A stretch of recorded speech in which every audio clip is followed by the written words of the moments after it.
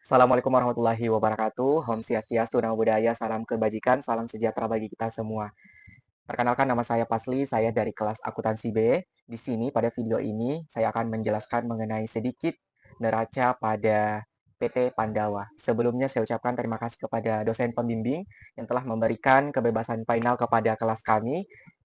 Sebagai syarat pembebasan final tersebut kami diberikan tugas yaitu menjelaskan mengenai eh, neraca pada PT Pandawa yang telah diberikan soal kurang lebih ada tiga sorry ada tiga soal. Dari situ kita memilih dari ketiga soal tersebut yang mana yang kami bisa kerjakan. Nah, untuk itu saya sendiri saya akan mengerjakan soal yang ketiga mengenai merger imbalan berupa kas. Nah, untuk itu guys, mungkin bisa diperhatikan cara penjelasan saya. Kalau memang ada penjelasan saya yang kurang dimengerti, namanya juga manusia pasti ada kesalahan dan manusia itu tidak sempurna.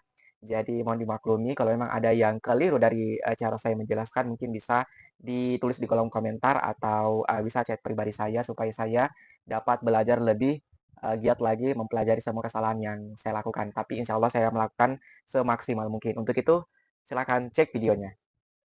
Nah guys, di sini adalah kedua dari jawaban dan soal yang dibutuhkan untuk menjawab soal dari neraca ini.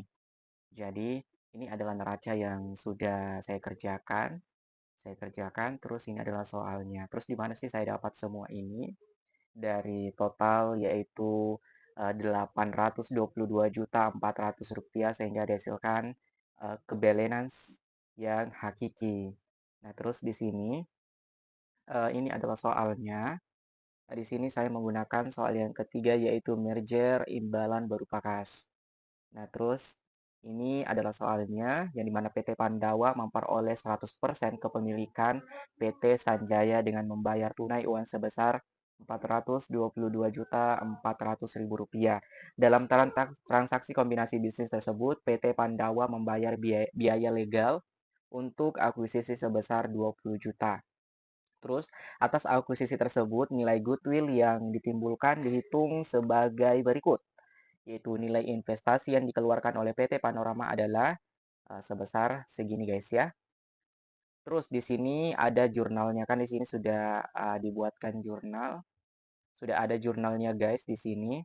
Jadi kita sisa mau memasukkan di neraca yang kita buat. Nah, di sini ada kas sebesar yang saya masukkan 28 juta. Nah, di mana sih saya ambil 28 juta ini? 28 juta ini saya ambil dari 48. Di sini case yang ini case-nya itu 48 juta. Aduh, habis kayaknya. 48 juta kita kurangi dengan biaya ada di sini guys. Kita kurangi dengan biaya legal untuk akuisisi sebesar 20 juta. 20 juta. Jadi hasilnya nanti itu guys, hasilnya nanti 28 juta. 28 juta. Nah, seperti itu guys. Nah, lanjut untuk piutangnya. Di sini di jurnal dicatat untuk piutangnya itu 84 juta. Nah, piutang di sini saya lihat di sini guys 84 juta. Terus inventaris atau persediaan 120 juta. Dilanjut dengan tanah. Aduh, ini laptopku kenapa ya? Tunggu dulu guys ya. Maaf guys, ada problem tadi sedikit. Nah, terus tanahnya 144 juta. Di sini juga 144 juta. Terus bangunan dan peralatan 360 juta. Di sini juga 360 juta. Karena sini simpel sekali guys. Kita sisa memasukkan data-datanya ke neraca karena di sini jurnalnya juga sudah ada. Terus lanjut goodwill-nya berapa? 84 juta 400 8. Oh, sorry. Goodwill-nya di sini kenapa bisa 86 400? Sorry guys, ada kesalahan sedikit. Nah, di sini setelah saya hitung, di sini ternyata tidak sesuai dengan kebalance dari jurnalnya. Jadi, Otomatis saya mengambil yang di atas di sini guys untuk goodwill-nya karena ini kayaknya dia salah salah pencatatan deh. Iya kayaknya. Nah, jadi otomatis yang saya ambil itu yang di atas di sini sebesar Rp86.400.000. Nah, lanjut untuk kewajibannya sendiri di sini ada dicatat sebesar utang dagangnya Rp132 juta terus utang wesel-nya sebesar 288 juta rupiah sebesar ini guys.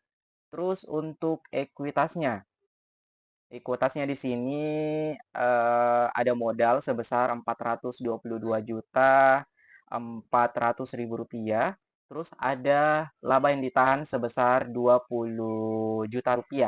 Nah, kita kurangi dengan ini yang 4.228 dari total hasil ini kita kurangi dengan ini yang 20 juta rupiah.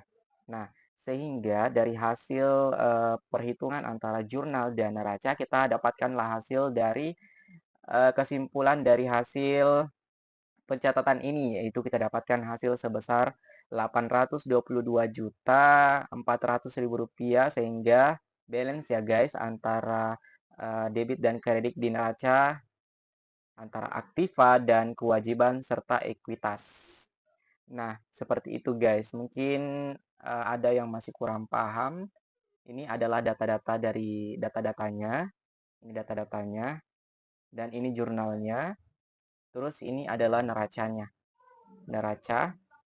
Neracanya dan didapatkan hasil dari neraca tersebut dari hasil perjurnalan ke neraca dia dapatkan hasil sekitar ini guys. Sehingga balance antara debit dan kredit di neraca ini. Antara aktiva dan kewajiban ditambah ekuitas.